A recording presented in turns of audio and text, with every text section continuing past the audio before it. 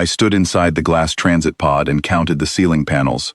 47, the same number I had counted during the 6-hour flight from the transfer station. I did it because it gave my eyes somewhere to go that was not the Keth guards standing outside the pod, and it gave my mind something to do that was not screaming.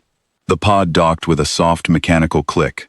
I picked up my single bag, straightened my jacket, and walked out into the Keth orbital station like I was arriving for a conference. My name is Mara Voss. I am 29 years old. I hold 2 doctorates, one in quantum materials, one in applied energy systems. For 4 years, I worked inside the most classified weapons laboratory on Earth, and 3 weeks ago, my father traded me to an alien syndicate lord to pay off a debt he could not cover. I was not angry about it anymore. That is a lie. I was furious. But fury, I have learned, is most useful when it is quiet and cold and patient. So I kept mine folded up somewhere behind my ribs, next to the other thing I was keeping there, and I walked forward. The station smelled like copper and something faintly organic, wet, living, old. The walls were dark stone threaded with bioluminescent veins that pulsed slowly, like breathing. Everything was tall. The Keth are tall. Their doorframes cleared my head by 2 meters, and their guards looked down at me the way you look down at an interesting insect, not with malice exactly, with mild curiosity. One of them directed me toward a bioscan arch. I walked through it with my hands loose at my sides and my face relaxed. The scanner pinged. A soft, confused sound. The technician behind the console, a young Keth, pale-scaled, with the careful eyes of someone who did not want to make mistakes, looked at his screen, then at me, then at his screen again. There is a density anomaly, he said, near your sternum. Corrective surgery, I said. Years ago. Chest trauma. There is a composite plate. It always flags scanners. He looked uncertain. I smiled at him. Not a big smile, just the small reassuring kind that says I have answered this question 100 times and I am not concerned. He stamped my entry form and waved me through. I walked to the far side of the arch before I let myself breathe. 6 hours of holding tension in my chest, and now the tension could go somewhere else. It went into my hands. I pressed my fingers together once, hard, and then let go, and then I was fine. The debt started with rain. Not real rain. Kepler colony sits under a dome, so everything is managed, calculated, distributed in careful scheduled amounts. But 3 years ago, the irrigation system developed a pathogen in the water filtration layer, and before anyone understood what was happening, the pathogen had spread into the soil, and from the soil into the root systems of every crop field in the Eastern Basin.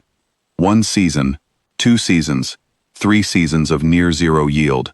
Kepler colony had borrowed heavily from a Keth mineral syndicate to fund its original expansion.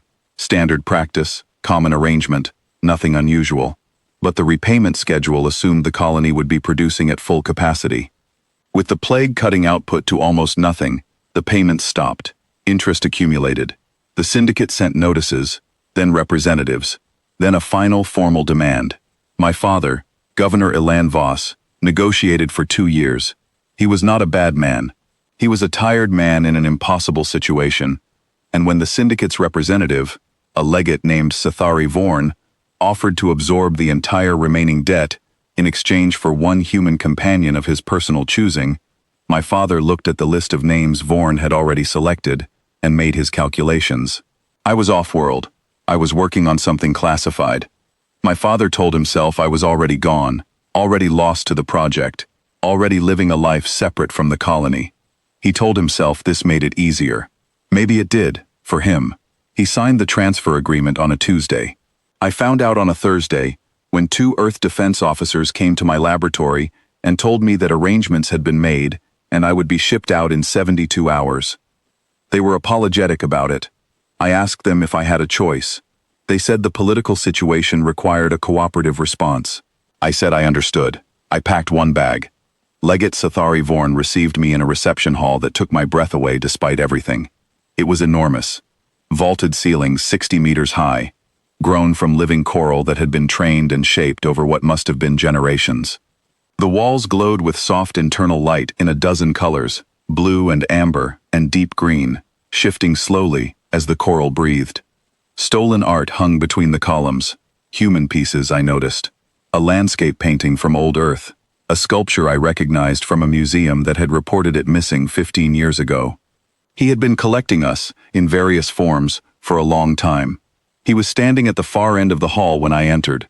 The Keth are reptilian, in the way that old Earth's monitor lizards were reptilian. Long, deliberate, with eyes that miss very little. Vorn was older than most I had seen, his scales gone from dark green to a deep charcoal gray at the edges, his movements carrying the particular economy of someone who has never needed to rush, because everything eventually comes to him anyway. He looked me over the way you look over a new piece of furniture. "You understand your situation," he said. It was not a question. "Yes," I said. "Are you frightened?" I thought about the thing behind my ribs. I thought about the 6 hours in the pod counting ceiling panels. I thought about my father signing a document on a Tuesday. "Not particularly," I said. He made a sound that, through my translation earpiece, came through as laughter. He thought it was bravado. He was wrong. It was something else entirely. My quarters were beautiful and completely inescapable. 3 rooms, a sleeping area, a sitting room, a space with a small desk and shelves that Vorn's staff had stocked with books and music and decorative items in what they apparently believed was human style, based on research that was slightly off in ways I could not fully explain. The food was good, the temperature was comfortable. The door had no lock from the inside. I spent the first 2 days mapping everything, guard rotations, 2 soldiers on my corridor, cycling every 4 hours, with a 10-minute overlap at the change point, where neither was fully paying attention. Station layout. I had memorized the schematics during the flight over, and my suite's position put me in the residential wing, 1 level above the communications hub, and 3 levels below the hangar. 12 Keth warships maintained orbit around the hub at any given time, close enough that any unauthorized launch would be intercepted within 20 minutes. I noted all of this the way I noted the ceiling panels, carefully, without urgency. On the 3rd day, Vorn sent me a gift. It was a music file, a collection of old human compositions, compiled from what he described as the finest archives in Keth space. The gesture was meant to seem thoughtful. Possibly it was. I thanked him graciously and took the file back to my room. I ran it through the small personal device I had been permitted to keep, a basic audio player, cleared by his technicians as harmless, and listened through the first several minutes of music until I found what I was actually looking for. 8 seconds of compressed signal, hidden inside the ambient track of a piece for string instruments. I had expected it.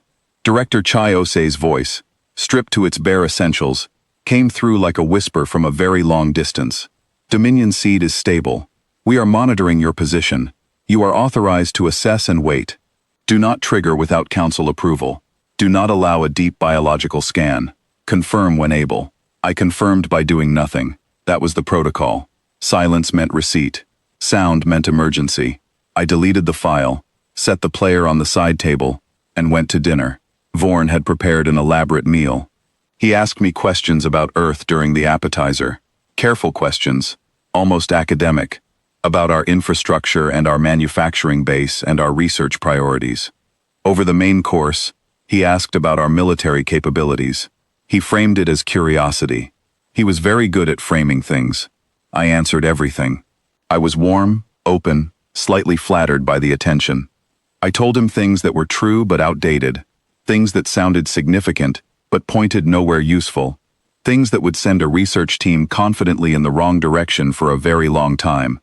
I had prepared this material for weeks before leaving Earth. Osei had helped me construct it. We called it the false floor, a complete, internally consistent picture of Earth's weapons program circa 8 years ago, dressed up in current-sounding language. Vorn listened to every word and believed all of it. I watched the belief move across his face and found it the most satisfying thing I had experienced in months. On the 9th day, his bodyguard found me in the garden. The garden occupied an entire pressurized level of the station, Keth plants mostly, with thick waxy leaves and roots that crept along the stone floors, but here and there something that might have been imported, or might have evolved in parallel. I walked there each morning because it was the one place on the station with enough open space to think clearly. Thresh 7 was not someone you noticed approaching. He was simply not there, and then he was beside me, matching my pace. He was younger than Vorn, mid-scale, dark green, with the kind of stillness that comes from professional training rather than patience. His eyes moved constantly. I had watched him watching me for 9 days, and I had known this conversation was coming. "You breathe incorrectly when the scanners pass," he said. He said it quietly, not as an accusation. As a fact, he was laying on the table between us. I kept walking. I let 4 steps pass before I answered. "I get anxious around medical equipment," I said. Old reaction. I have never been comfortable with it. He was quiet for another several steps. "I have worked security for 12 years, he said. "I have watched many people be nervous. Nervousness looks like this." He made a small gesture with his hand, fidgeting, glancing around, weight shifting. "What you do is different. What you do is management. You are managing something." I stopped walking. I looked at him directly, which the Keth generally consider a form of social assertion. He held the look without blinking. I made a decision. "You are more observant than I expected," I said. "I am paid to be," he said. "Are you planning to report this conversation to Vorn?" He was quiet for a moment. Then, "Not yet." That "yet" told me a great deal. It told me he was negotiating, not informing. It told me there was something he wanted, that Vorn was not providing. "Then let's keep walking," I said. "And you can tell me what you are actually after." He told me about the land. His family had held agricultural territory on the Keth home continent for 6 generations. 2 years ago, Vorn's syndicate had acquired it through a debt arrangement, not entirely unlike the one that had brought me here. His family now worked land they used to own, under a lease agreement that extracted most of what they produced. He served Vorn because the contract paid well enough to keep his family from going under, and because he had not yet found another way out. He told me this without bitterness, which I respected. Bitterness would have made it a complaint. Without bitterness, it was information. When he finished, I said, "I cannot promise you the land back. I do not have that power." "I know," he said, "but I can promise you that I will try, and I keep what I promise." He looked at me for a long time. "What are you?" he said. I considered several answers. I settled on the one that was true without being complete. "A contingency," I said. "Something your employer does not know he is holding." He nodded slowly. We walked back through the garden in silence, and somewhere in that silence, an agreement formed between us that neither of us put into words, because putting it into words would have made it fragile. I noted that he did not report our conversation. I want to be clear about one thing, because I think it matters. I was not enjoying myself. I want to resist the temptation to make this sound like an adventure, because it was not. There were nights in those quarters when I lay in the dark and felt the weight of everything pressing down. The distance from home, the knowledge of what I was carrying, the memory of my father's voice on the last call we had before I shipped out, when he said I had no other choice, and I said I know because I did not have the energy to say what I actually felt. I thought about Kepler Colony during those nights. The specific smell of the dome's processed air after a scheduled rain, clean and faintly metallic.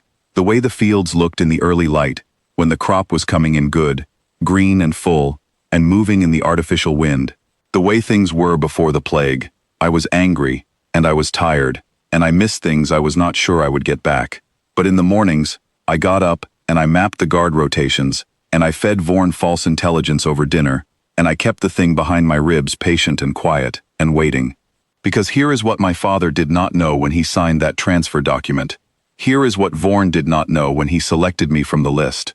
Here is what the entire Galactic Compact did not know when 11 species of alien bureaucrats ratified a debt agreement and sent a human woman deep into the heart of Keth space.